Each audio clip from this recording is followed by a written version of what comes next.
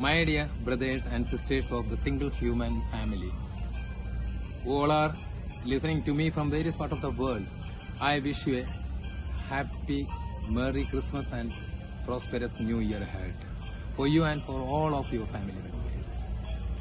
I am Dr. Denny Thomas from Denny's World.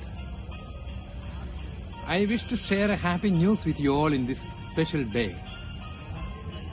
Many rulers, social reformers, naturalists, scientists from various parts of the world, from various sectors of the globe are working hard, desiring strong for a new peaceful world.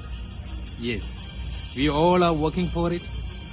I request you to have your strong desire and prayer for the successful achievement of Denny's World, of all these social reformers who all are working in team with us to reach the goal of global peace. It's your dream world.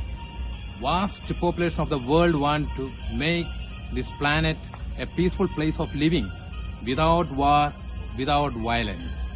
Yes, on this special day, I too pray.